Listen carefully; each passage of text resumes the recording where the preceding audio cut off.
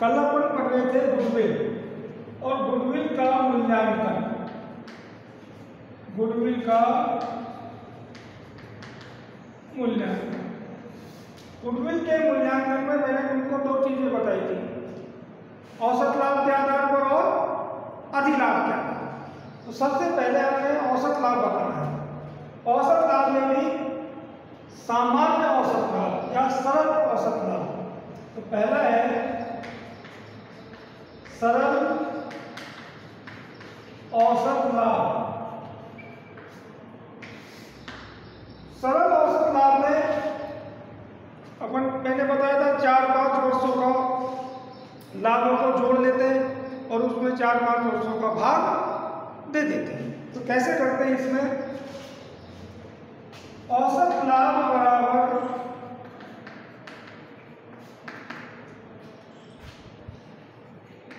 कुल वर्षों के लाभों का योग।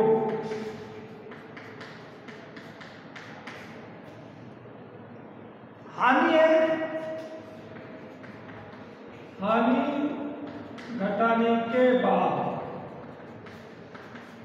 हानि घटाने के बाद बटे कुल वर्षों की संख्या। कुल कितने वर्षों की संख्या? जैसे इसमें एक फर्म का 5 वर्षों का लाभ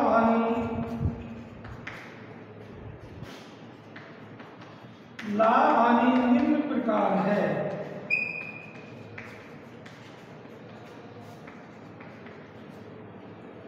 दो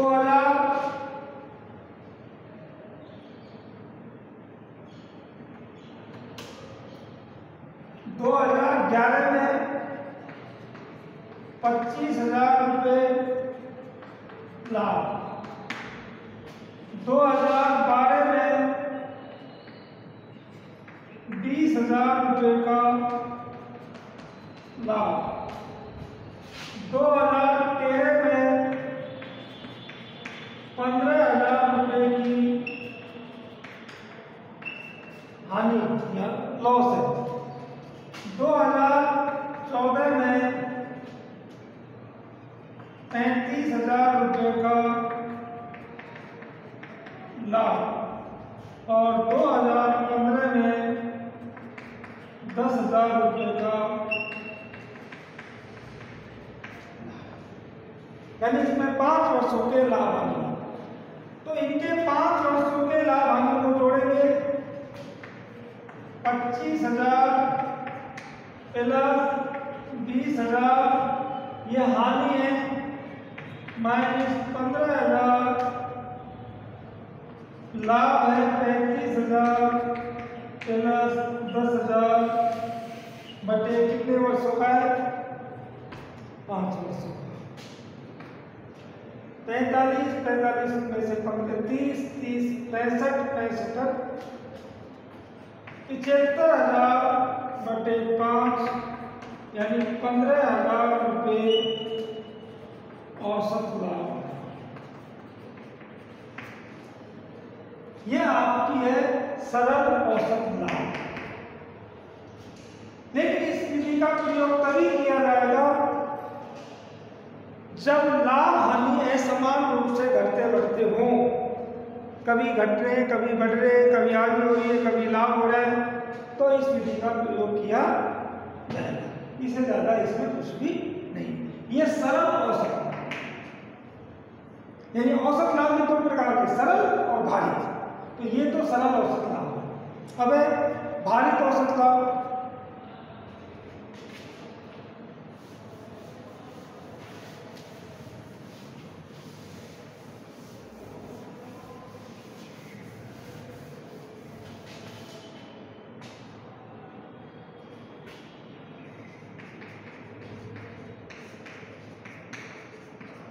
भारित औसत, ये सेकंड है, इसी का है भारित औसत लाभ।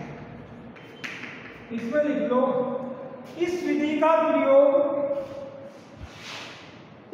का प्रयोग तब किया जाएगा जब लाभ घटते हुए या बढ़ते हुए क्रम में हो। लाभ बढ़ते हुए या घटते हुए क्रम में हो। बढ़ते हुए घटते क्रम का मतलब होता है जैसे या तो आपके लाभ बढ़ रहे हैं 10,000, 10,000 के बाद 12,000, 12,000 के बाद 15,000, 15,000 के बाद 25,000, फिर 35,000, यानी ये आपके लाभ बढ़ रहे हैं। तब हर औसत लाभ का प्रयोग किया जाएगा।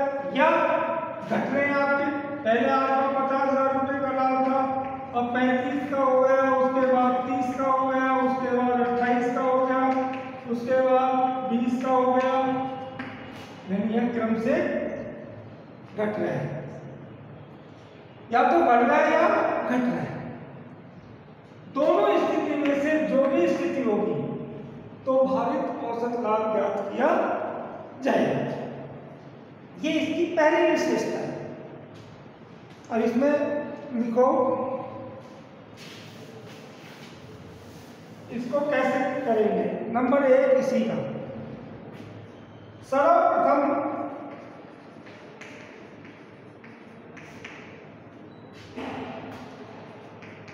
प्रत्येक वर्ष के लाभ को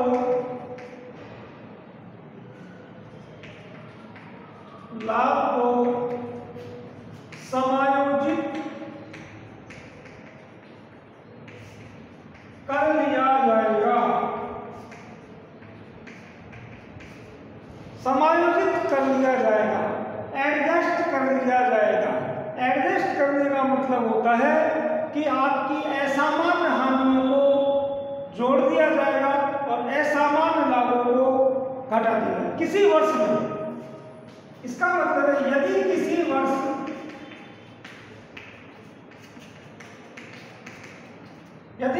वर्ष में असामान्य हानि हो तो उन्हें वर्ष के लाभों में जोड़ा जाएगा। वर्ष के लाभों में जोड़ा जाएगा। और यदि किसी वर्ष असामान्य लाभ हो तो उन्हें वर्ष के लाभों में से घटाया जाएगा।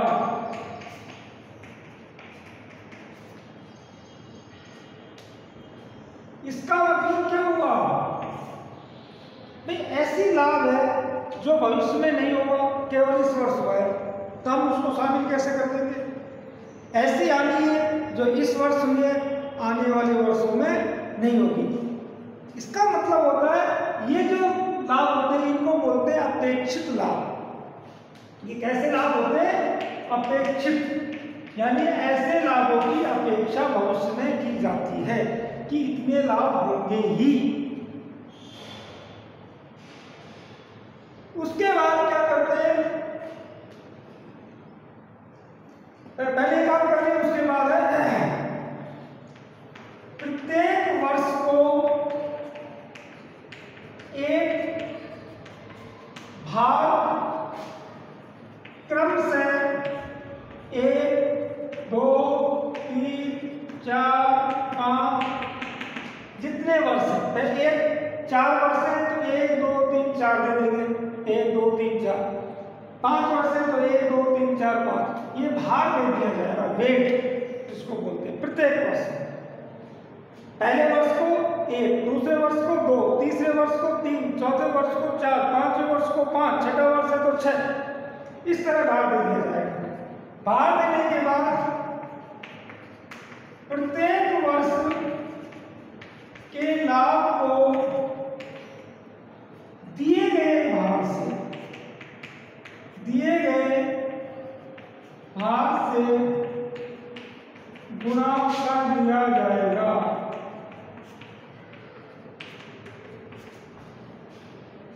लाभ कितना है?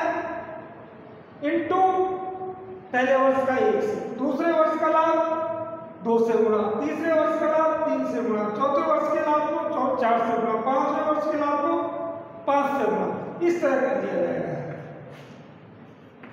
समस्त गुणनफलों का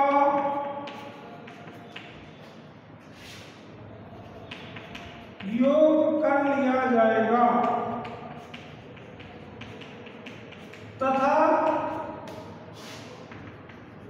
समस्त भारों का योग कर लिया जाएगा।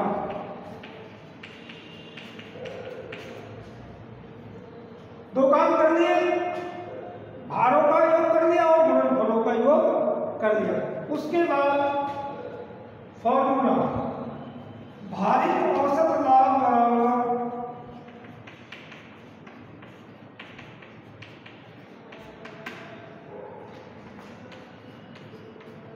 गुणनफलों का योग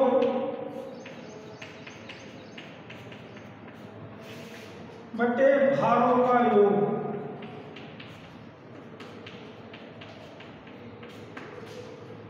बटे भारों का योग, वह आपका भारित औसत लाभ आ जाएगा।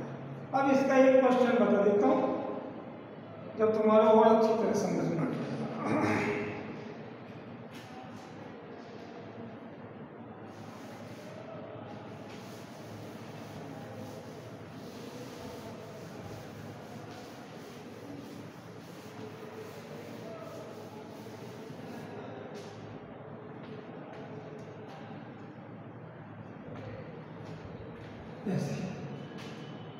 एक फर्म का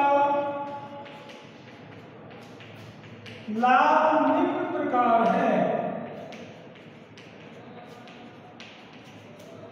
कैसे? 2011 में 15,000 रुपये का लाभ, 2012 में 20,000 रुपये का लाभ, 2013 में 30,000 रुपये का लाभ, 2014 में 35,000 रुपये का। यह आपका 4 वर्षों का है। अब इन 4 वर्षों के लाभों में कैसे? इसमें 2013 में 3,000 रुपये की 3,000 रुपये का एक असामान्य लाभ है। यानी इस 30,000 में 3,000 रुपये का लाभ कैसा है? ऐसा है। इसमें 4,000 रुपये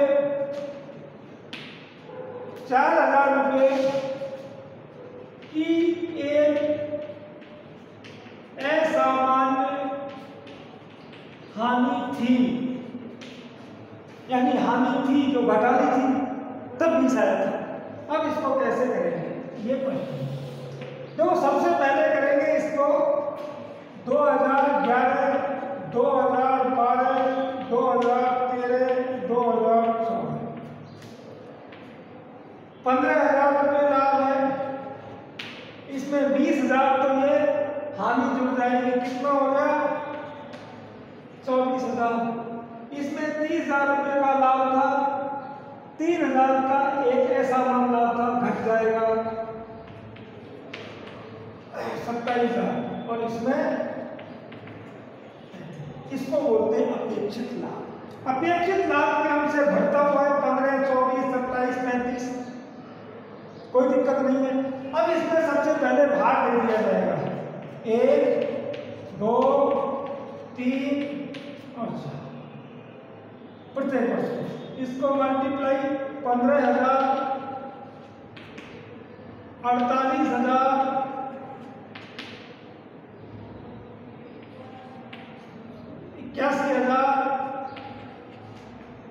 की 3 और 35 70 1,40,000। इनका योग कर दिया जाएगा 0 0 0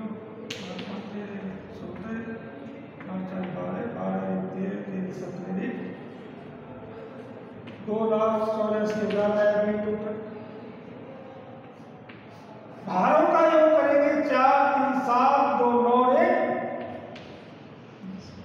अब है भारित औसत लाभ बराबर कुल गुणनफलों का योग 2,84,000 भारों का योग 10 बराबर 28,400 रुपये।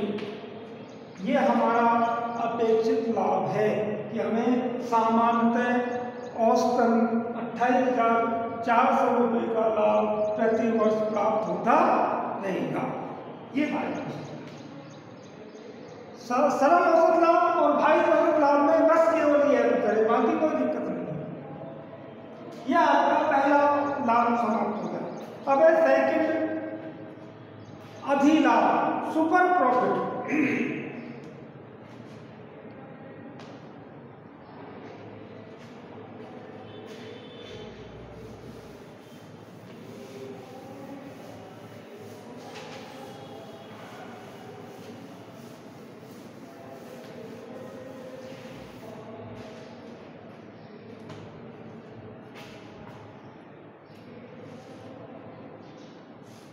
और क्या अधिलाभ,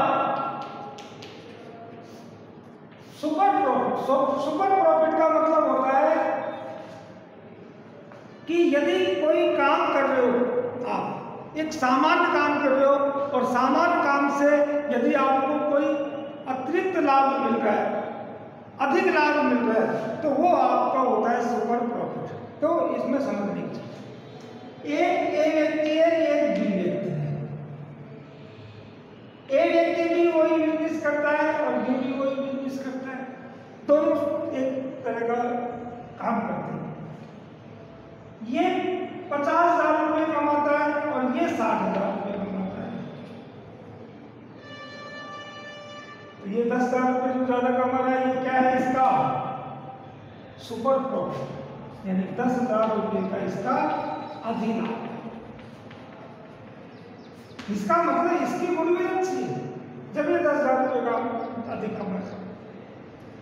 दूसरे शब्दों में हम कह सकते हैं एक व्यक्ति के पास 2 ऑप्शन हो। कोई व्यक्ति है, उसके पास 2 ऑप्शन है। पहला ऑप्शन है कि वो अपने 10 लाख रुपए की, जो 10 लाख रुपए उनको व्यवसाय में लगाए, यानी ये 10 लाख रुपए को व्यवसाय में लगाता है। और दूसरा ऑप्शन है ये 10 लाख रुपए को बैंक में जमा कराता है। बैंक में जमा कराता है तो इसको 50,000 रुपए का ब्याज मिलेगा, और वो अपने आप जो भी कोई नौकरी करेगा, अन्य कार्य करेगा, उससे मान लो उसको 50,000 रुपये और प्राप्त हो जाते हैं। तो इसकी कुल इनकम कितनी हुई, टोटल इनकम कितनी हुई 1 लाख रुपए, यदि ये ऑप्शन अपनाता है। और यदि वो बिजनेस करता है तो बिजनेस में उसको 1,20,000 रुपये का लाभ होता है।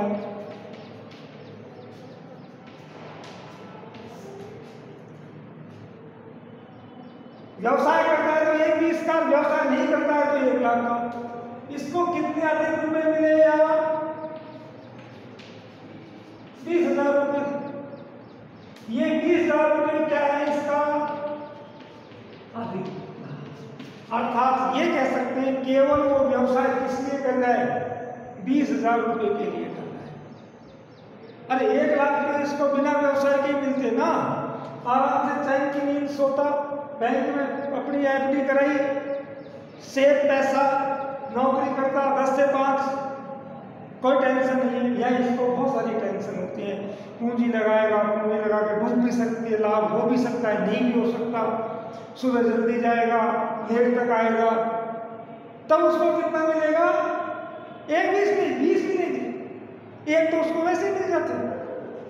तो ये जो अतिरिक्त लाभ मिल रहा है, ये इसका सुपर प्रॉफिट है, तो इसको बोलते हैं अधिलाभ। इसकी परिभाषा होती है कि सामान्य लाभ से जो अधिक लाभ प्राप्त होता है उसे हम अधिलाभ कहते हैं। इसका एक फॉर्मूला है सीधा सा।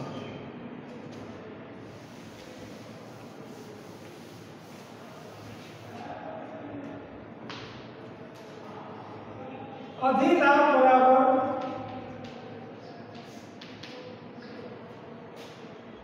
औसत लाभ माइनस सामान्य लाभ। एवरेज प्रॉफिट बराबर माइनस नॉर्मल प्रॉफिट एनपी, और इसको बोलते हैं एसपी। तो इसका फॉर्मूला है एसपी बराबर एपी माइनस एनपी।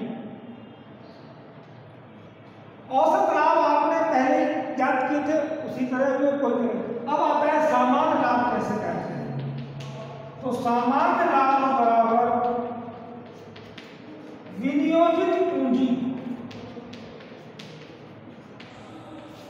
यानी आपने जो फर्म में पैसा लगाया है व्यवसाय में, उसको बोलते हैं इन्वेस्टिंग कैपिटल, यानी विनियोजित पूंजी इनटू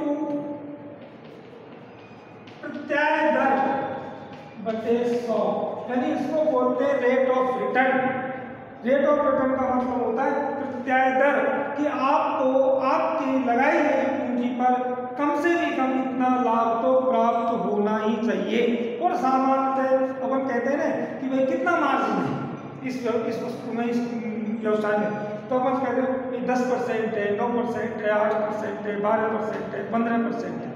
ये करीब होता है 8 से 15 के बीच में सामान्य। यह आपको एग्जाम में क्वेश्चन में देता है। अब विनियोजित पूंजी कैसे याद करेंगे?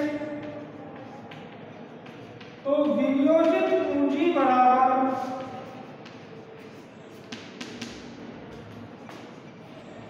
कुल शुद्ध संपत्तियां। शुद्ध संपत्तियों का मतलब होता है डेप्रिसिएशन या अन्य लॉस वगैरह काटने के बाद माइनस बाहरी दायित्व। ये मैंने तुमको 11वीं में भी पढ़ाए थे, एक्सटर्नल लायबिलिटी और इंटरनल लायबिलिटी। ये एक्सटर्नल लायबिलिटी है। एक्सटर्नल लायबिलिटी का मतलब होता है वो दायित्व जो बाहर के लोगों को फर्म द्वारा चुकाया जाएगा। इंटरनल लायबिलिटी वो होती है जो हम फर्म के अंदर के लोगों को चुकाते हैं, चाहे वो कर्मचारियों को, चाहे वो व्यवसाय के व्यक्तियों को। कुल संपत्तियों को बेचने के बाद हमेशा ध्यान रखो, पहले बाहरी दायित्वों का भुगतान किया जाता है और उसके बाद जो बचती है वो इन्वेस्टिंग कैपिटल है। तो ये विनियोजित पूंजी याद करेंगे, और ये विनियोजित पूंजी काम में कहा है सामान्य लाभ के। तो ये इसका फॉर्मूला है। अब इसका मैं एक एग्जाम्पल देता हूँ।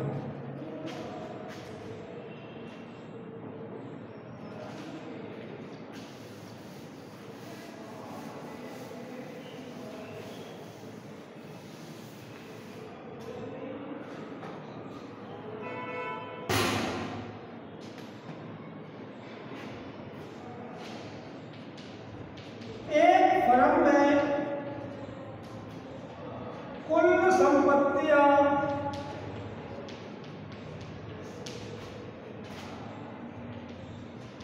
5 लाख रुपए की तथा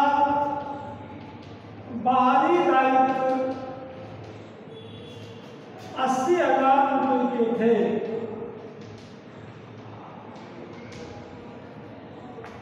यानी कुल संपत्ति कितने की? 5 लाख की। दायित्व कितने के थे? वो फर्म का औसत लाभ 60,000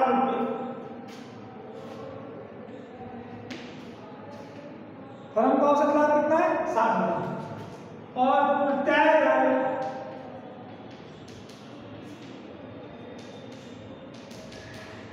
10%, 10%। अधिलाभ ज्ञात कीजिए।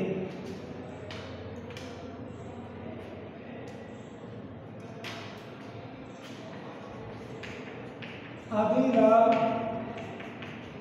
ज्ञात कीजिए। सबसे पहले आप फॉर्मूला लिखेंगे अधिलाभ का। अधिलाभ बराबर औसत लाभ माइनस सामान्य लाभ। आपका औसत लाभ कितना है? 60,000 माइनस सामान्य लाभ पता नहीं, तो फिर वर्किंग नोट में आप निकालेंगे सामान्य लाभ। सामान्य लाभ में विनियोजित पूंजी इनटू तय दर बटे रेट ऑफ रिटर्न बटे। विनियोजित पूंजी कितनी है? तो विनियोजित पूंजी के बजाय कुल संपत्तियों में से बाहरी दायित्व घटा लेंगे, अर्थात 5 लाख में से 80,000 रुपये घटाने के बाद ये आ जाएगी। रेट ऑफ रिटर्न 10, तो 4,20,000 बटे 10 बटे 100, अर्थात कितनी आई? ये हमारा क्या है? सामान्य। 60 में से तो आपका सुपर प्रॉफिट कितना है? ये आपका देना। ये फॉर्मूला आना चाहिए, ये फॉर्मूला आना चाहिए, ये फॉर्मूला आना चाहिए। 3 चीजें, अधिलाभ, सामान्य लाभ, विनियोजित पूंजी, 3 चीज आ गई, आप आराम से कर सकते हो। ये आपका देना। अब इसमें महत्वपूर्ण चीज है, यदि आपसे अधिलाभ नहीं आता, आपसे औसत लाभ नहीं आता, तो आप गुडविल का मूल्यांकन नहीं कर सकते।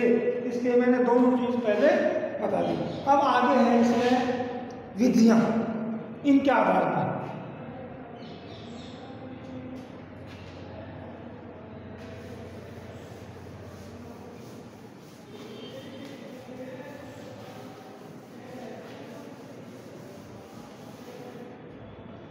विधि मैंने बताई थी, वैसे तुम्हारे 5 विधि है, 3 पहले बता दूंगा मैं, 2 बाद में बता दूंगा।